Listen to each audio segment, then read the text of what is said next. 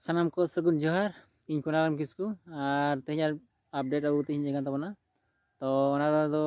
drama competition करना और drama competition में बड़ाई गया अड़ीगान पार्टी को पार्टिसिपेटा से अड़ीगान पार्टी को तहन गया तो उना अपडेट के निहत बन बड़ाया से बड़ा चोपिता बनुई और दला तबे अपडेट के बन आजम लगे चेक को मेना से ओका करे मेना उना एड्रेस को 5 years today फुटटेनिस बॉल टूर्नामेंट 2024-25 साथे तहन कना सानताली शॉर्ट ड्रामा कॉम्पिटिशन हो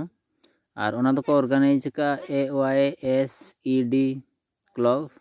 एट रघुनाथपुर गरुड़ बसा पोस्ट दो हुई कना मुहुदुमा PS दो हुई कना रायबनिया डिस्ट्रिक्ट कना बालेश्वर ओडिशा और पिन नंबर दको दो होगा 756033 तो फुटटेनिस गेम दो हुई कना 29-30 डिसेम्बर 2024 माने 29-30 तारीख फुटटेनिस गेम दो हुआ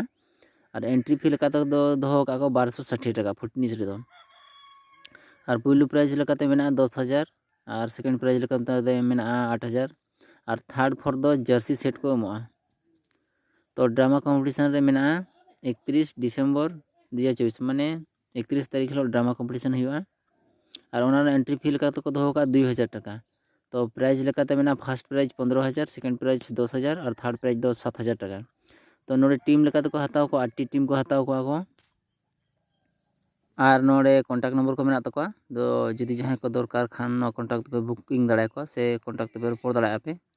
तो देला नो अपडेट तो निये गे थाय कना और नेक्स्ट अपडेट निये लगे 18th years today's football tournament with drama competition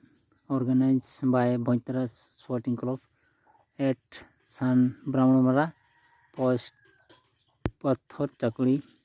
by Lakshmipasi Mayurbhanj Odisha pin number 757107 तो फुटबॉल टूर्नामेंट रे डेट दो होना 24 और 25 1/2025 और एंट्री फी लेका तक दो का 1201 टाका और 16 टीम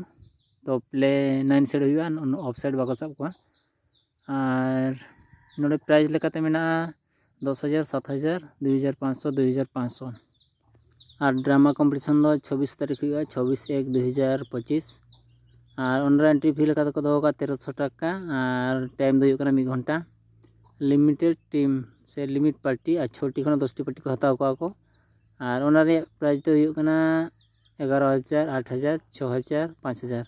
और भोइतरा स्पोर्टिंग क्लब पाल्टा खन 12 माह दो फुटबॉल खेलोड हुआ